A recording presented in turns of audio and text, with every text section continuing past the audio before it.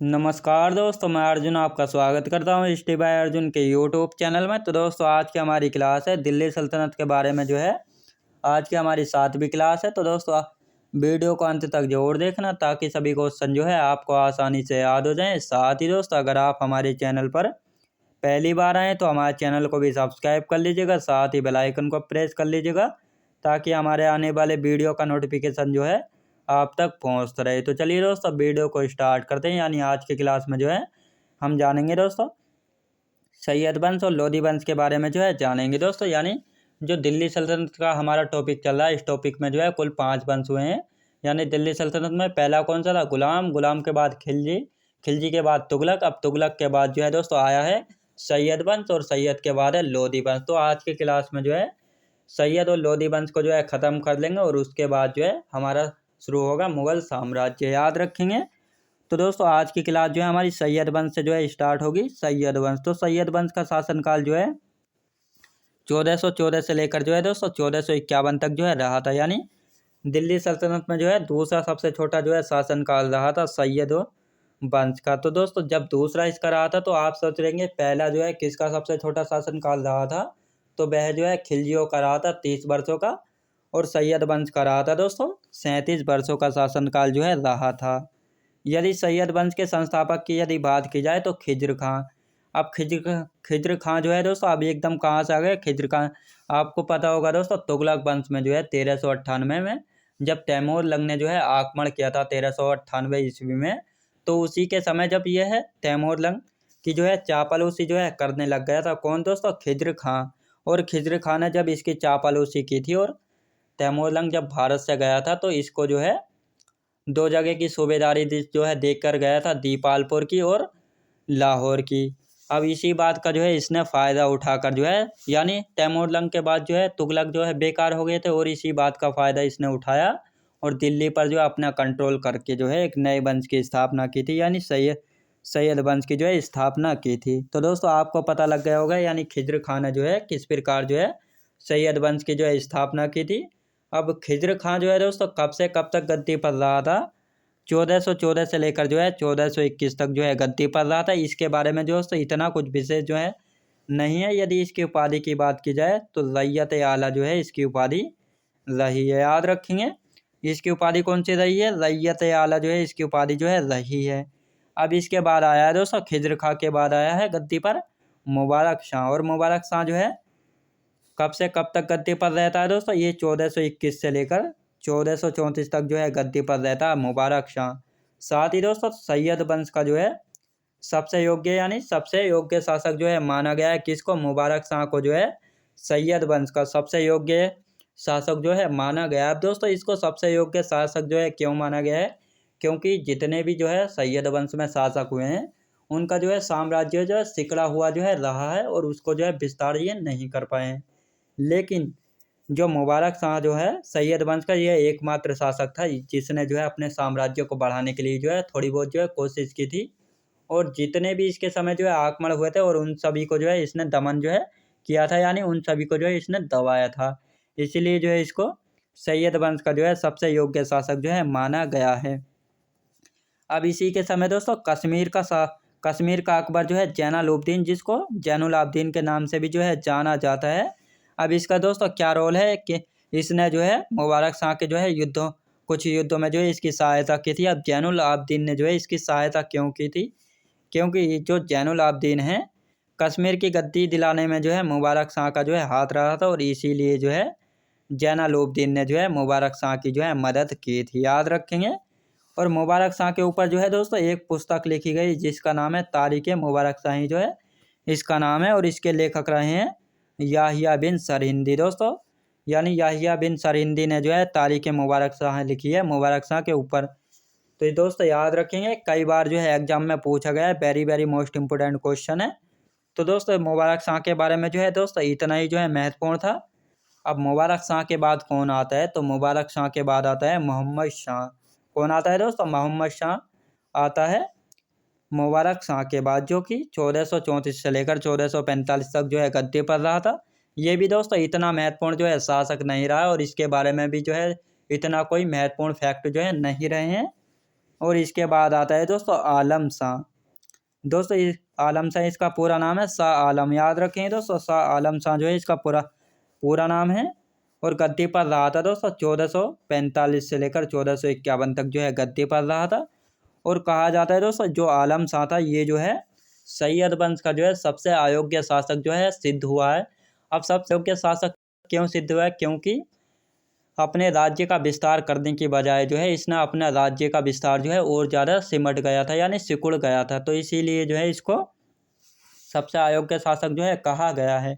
और यह जो है दोस्तों दिल्ली की गद्दी छोड़कर जो है बदायूं चला गया था, यानी इसके दो भाई थे, सेना-ए-शहर और अमीर को थे। तो इसके दो भाई थे छोटे, तो उनको जो है यह गद्दी सौंप कर जो है दिल्ली से जो है बदायूं चला गया था। और जो इसके दो भाई थे सेना-ए-शहर और अमीर को थे, उन्होंने कहा था कि भैया हम जो है दिल्ली पर जो है इकट्ठे बैठेंगे। तो उसने कहा आलम शाह ने जो है कहा था कि अब जैसे तुम्हारी मर्जी ऐसे बैठो। अब हुआ था यानी जब सेना-ए-शहर और अमीर कोते गद्दी पर बैठे दोनों एक साथ, तो उनमें जो आपस में झगड़ा हो गया। इस प्रकार जब झगड़ा हो गया तो सेना-ए-शहर ने जो है अमीर कोते की हत्या करवा दी। और जब सेना-ए-शहर जो है कुछ नहीं कर पाया तो इसकी हत्या जो है दिल्ली की जनता ने जो है इसको मार डाला। तो इस प्रकार जो है दोस्तों दिल्ली की गद्दी जो है खाली हो गई। और दिल्ली की जनता ने जो है किसको बुलाया था? दिल्ली की जनता ने बुलाया था दोस्तों बहलोल लोधी को जो है बुलाया था। और यह भी जो है दोस्तों इन्हीं का दरबारी था और जिसका प्रभाव जो है बहुत अधिक जो है रहा था। इसीलिए जो है इसको जब दिल्ली की गद्दी जो है खाली हो गई तो बहलोल लोधी को जो है बुलाया गया था और इसको जो है गद्दी पर जो है बैठाया गया था। तो इस प्रकार जो दोस्तों पांचवें वंश यानी लोधी वंश की जो है स्थापना की गई थी। अब लोधी वंश की स्थापना किसके द्वारा की गई थी ये तो आपको पता ही है। बहलोल लोधी को जो है किस परिस्थितियों में जो है गद्दी पर बैठाया गया था और किस प्रकार जो है इसने लोधी वंश की जो है स्थापना की थी, याद रखेंगे दोस्तों। अब आते हैं यानी दिल्ली सल्तनत का जो है पांचवा वंश यानी अंतिम वंश की बात करते हैं हम, लोधी वंश, जिसका शासनकाल जो है कब से कब तक रहा था? तो 1451 से लेकर 1526 तक जो है शासनकाल रहा था लोधी वंश का। और इन्हीं लोधियों को हराकर जो है मुगल साम्राज्य की नींव कौन रखेगा? तो बाबर रखेगा, याद रखेंगे। यदि लोधी वंश के संस्थापक की बात की जाए तो बहलोल लोधी जो है संस्थापक रहे लोधी वंश के। लोधी वंश बहलोल लोधी दोस्तों गद्दी पर कब से कब तक रहा था? 1451 से लेकर 1489 तक जो है गद्दी पर रहा था बहलोल लोधी। और कहा जाता है यानी दिल्ली सल्तनत में जो है सबसे लंबा शासनकाल यानी 37 वर्षों का जो है शासनकाल रहा था बहलोल लोधी का। और इसी कारण जो है दिल्ली सल्तनत का जो है सबसे लंबा पूछा जाए यानी दिल्ली सल्तनत का सबसे लंबा शासनकाल किसका रहा था? तो रहा था बहलोल लोधी का, यानी 37 वर्षों तक जो है शासनकाल जो है रहा था बहलोल लोधी का। अब दिल्ली पर जो है प्रथम अफगान वंश था दोस्तों। दिल्ली पर जो है प्रथम अफगान वंश कौन था दोस्तों? ये था लोधी वंश, जो कि गिलजाई जाति से संबंधित थे, याद रखेंगे। कौन सी जाति से? गिलजाई जाति से जो है संबंधित थे। बहलोल लोधी का जो है 2 बार राज्याभिषेक हुआ था। अब दोस्तों जिस प्रकार FST यानी फिरोज शाह तुगलक का जो है 2 बार राज्याभिषेक हुआ था, तो उसी प्रकार जो है बहलोल लोधी का भी जो है 2 बार राज्याभिषेक हुआ था। अब 2 बार राज्याभिषेक किस प्रकार हुआ था? यानी जब यह दिल्ली की जनता ने जो है इसको गद्दी पर बैठाया था, तो एक बार तो इसका राज्याभिषेक जब हो गया था और जब इसने दिल्ली की गद्दी पर बैठा और इसने जो है आलम शाह को जो है एक पत्र लिखा था और उसमें कहा था कि आलम शाह कि तुमको जो है मेरे पिता जो है बड़ा मानते थे, इसीलिए जो है मैं तुम्हारे नाम के जो है सिक्के चलाऊंगा। क्योंकि बहलोल लोधी ने जो है आलम शाह की जो है परवरिश की थी और इसी लिए जो है इसके पिता यानी बहलोल लोधी के जो पिता थे आलम शाह को जो है बड़ा मानते थे। तो उसी प्रकार जो है बहलोल लोधी ने कहा सुनो ये शाह आलम कि तुमको जो है मेरे पिता जो है बड़ा मानते थे, इसलिए जो है मैं तुम्हारे नाम के जो है सिक्के चलाऊंगा। फिर उधर से यानी आलम शाह जो है पत्र लिखता है और उसमें कहता है कि बहलोल लोधी सुनो कि तुम जो है मेरे बड़े भाई के समान हो, इसलिए जो है दिल्ली की गद्दी पर जो है तुम ही बैठो। तो इस प्रकार जो है दूसरा राज्याभिषेक हुआ था पत्र आने के बाद। तो इस प्रकार जो है बहलोल लोधी का जो है 2 बार राज्याभिषेक जो है हुआ था, याद रखेंगे।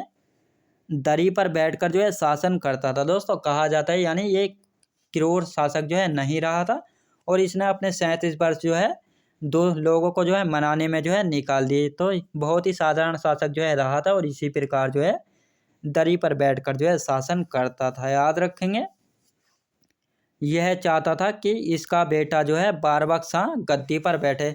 बहलोल लोदी चाहता था कि मेरा बड़ा बेटा जो है बारबक शाह जो है गद्दी पर बैठे। लेकिन ऐसा क्या हुआ? लेकिन ऐसा नहीं हुआ, क्योंकि उत्तराधिकार के युद्ध में जो है इसी के भाई यानी बहलोल लोदी के बड़े बेटे ने सिकंदर लोदी ने जो है बारबक शाह को हराकर जो है स्वयं जो है गद्दी पर बैठा था। याद रखेंगे,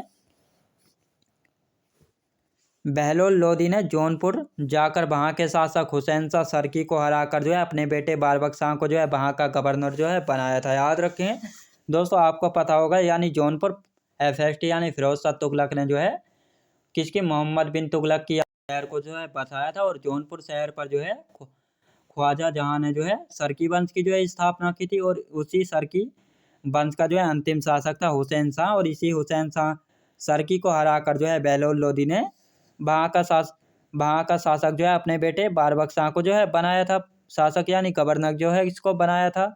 और इसी बारबक शाह को जो है बहलोल लोदी चाहता था गद्दी पर बैठाने के लिए। लेकिन यह जो है गद्दी पर नहीं बैठ सका था। अब गद्दी पर जो है क्यों नहीं बैठ सका था? क्योंकि बारबक शाह का भाई था सिकंदर लोदी। इसी ने जो है उत्तराधिकार के युद्ध में जो है बारबक शाह को हराकर जो है स्वयं गद्दी पर बैठा था सिकंदर लोदी। तो याद रखेंगे किस प्रकार जो है सिकंदर लोदी जो है गद्दी पर आया था। तो आप देखेंगे दोस्तों सिकंदर लोदी के बारे में। और सिकंदर लोदी जो है कब से कब तक रहा था?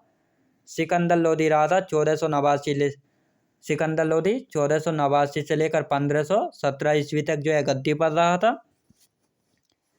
अब इसके बारे में कुछ फैक्ट हैं। यानी 1504 ईस्वी में जो है आगरा शहर को बसाया था। दोस्तों पूछा जाता है कि आगरा शहर को जो है किसने बसाया था? तो सिकंदर लोदी ने जो है आगरा शहर को बसाया था 1504 में। किसने? सिकंदर लोदी ने। और 1506 में जो है आगरा को जो है राजधानी बनाया था सिकंदर लोदी ने। दोस्तों सिकंदर लोदी ने जो है 1504 में आगरा शहर की स्थापना की थी।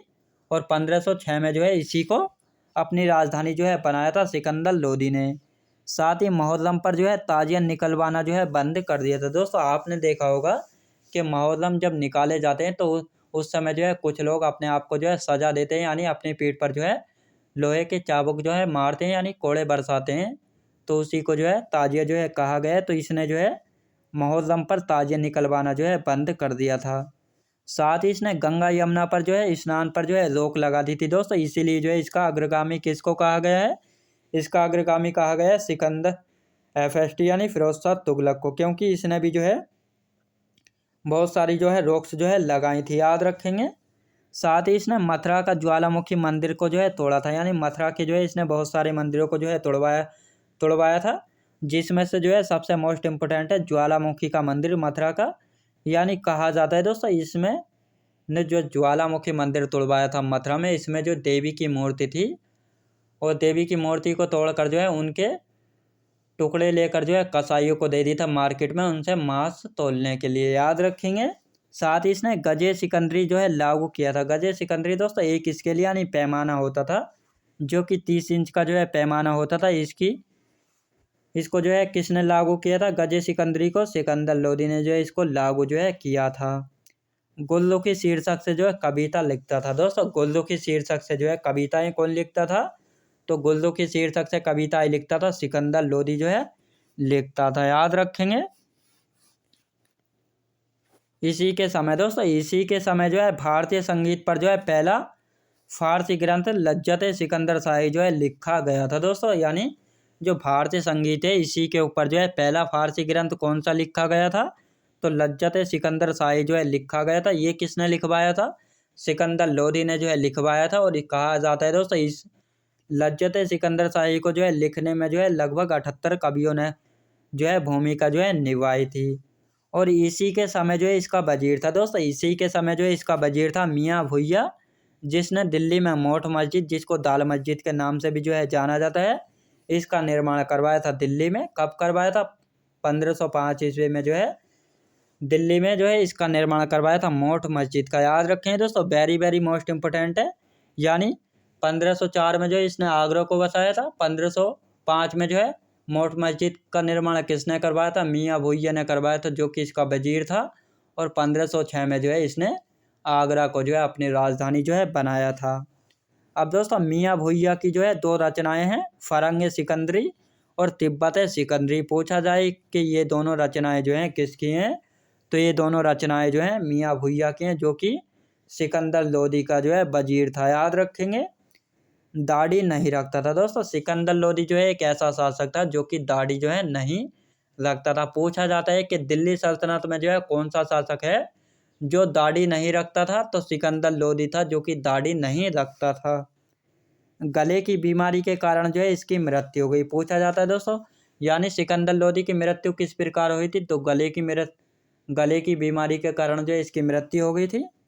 यदि पूछा जाए कि इसका मकबरा कहाँ पर है, तो मकबरा जो है कहाँ पर है, इसका मकबरा है दिल्ली में। याद रखेंगे, यानी सिकंदर लोदी का मकबरा कहाँ पर है, दिल्ली में स्थित है सिकंदर लोदी का मकबरा। याद रखेंगे, सिकंदर लोदी के समकालीन प्रसिद्ध व्यक्ति दोस्तों, यानी सिकंदर लोदी के समकालीन यानी समय प्रसिद्ध व्यक्ति कौन कौन थे? कबीरदास, गुरु नानक देव जी और राणा सांगा जी। ये जो है सिकंदर लोदी के समय के जो है सबसे प्रसिद्ध व्यक्ति रहे हैं, कबीरदास, गुरु नानक देव जी, राणा सांगा जी। याद रखेंगे।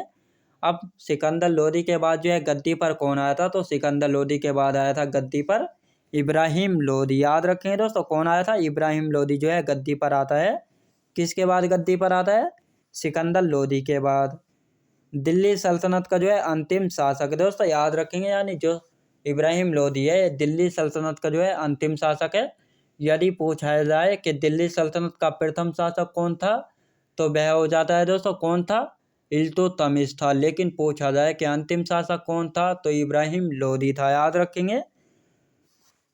1508 का जो है खतौली का युद्ध हुआ था। 1508 में जो है इब्राहिम लोदी ने जो है खतौली का युद्ध लड़ा था राणा सांगा जी वर्सेज और इब्राहिम लोदी के बीच जो है यह खतौली का युद्ध हुआ था। ये दिल्ली के पास वाला खतौली है, ना कि मेरठ के पास वाला। कहा जाता है दोस्तों, बहुत से इतिहासकारों का मत है कि जो खतौली का युद्ध हुआ था 1518 में, इसका निर्णय जो है अनिर्णायक जो है रहा था, यानी इसका जो है कोई भी निर्णय जो है नहीं निकल सका था। याद रखेंगे। अब दोस्तों इसी के समय जो है पानीपत का युद्ध हुआ था। दोस्तों यही पानीपत का युद्ध है जिसके बाद जो है दिल्ली सल्तनत का जो है अंत हो जाता और मुगल साम्राज्य की जो है नींव जो है रखी जाएगी दिल्ली सल्तनत की गद्दी पर। याद रखेंगे। पानीपत का प्रथम युद्ध कब हुआ था, तो पानीपत का प्रथम युद्ध हुआ था दोस्तों 21 अप्रैल 1556 को जो है हुआ था। और यही युद्ध है जिसके द्वारा जो है दिल्ली सल्तनत का जो है अंत हो जाएगा और मुगल साम्राज्य की जो है नींव पड़ेगी कहाँ पर? दिल्ली में। इब्राहिम लोदी वर्सेज बाबर के बीच जो है यह युद्ध हुआ था। याद रखें दोस्तों, इब्राहिम लोदी और बाबर के बीच युद्ध हुआ था, पानीपत का प्रथम युद्ध। अब बाबर को जो है दोस्तों किसने निमंत्रण दिया था इब्राहिम लोदी के विरुद्ध युद्ध करने के लिए, तो दौलत खान लोदी ने जो है इसके विरुद्ध जो है इब्राहिम लोदी के खिलाफ जो है युद्ध लड़ने के लिए बाबर को जो है न्योता दिया था। और दौलत खान लोदी जो है इसी इब्राहिम लोदी का जो है परिवार का सदस्य था, क्योंकि अब इसने जो है इब्राहिम लोदी को जो है हराने के लिए इसको निमंत्रण जो है क्यों दिया था, क्योंकि इब्राहिम लोदी की और दौलत खान लोदी की जो है आपस में नहीं बनती थी। इसी बात का बदला लेकर जो है बाबर को जो है बुलाया था। और इसी युद्ध से जो है दिल्ली सल्तनत का जो है अंत होता है और भारत में जो है मुगल साम्राज्य की जो है स्थापना हुई। पूछा जाता है कि मुगल साम्राज्य की स्थापना किसने की थी, तो बाबर ने जो है की थी। साथ ही युद्ध भूमि में मारा जाने वाला शासक पूछा जाए तो इब्राहिम लोदी। याद रखेंगे, यानी युद्ध भूमि में मारा जाने वाला पहला शासक कौन था? इब्राहिम लोदी था। याद रखेंगे। तो दोस्तों मैं उम्मीद करता हूँ आपको वीडियो क्वालिटी कंटेंट वगैरह सभी कुछ आपको पसंद आया होगा। पसंद आया तो लाइक शेयर और सब्सक्राइब करना बिल्कुल भी ना भूलें। साथ ही दोस्तों अगर आप हमारे चैनल पर पहली बार आए तो हमारे चैनल को भी सब्सक्राइब कर लीजिएगा, साथ ही बेल आइकन को प्रेस कर लीजिएगा ताकि हमारे आने वाले वीडियो का नोटिफिकेशन जो है आप तक पहुंचता रहे। चलिए दोस्तों मिलते हैं नेक्स्ट वीडियोज़ में।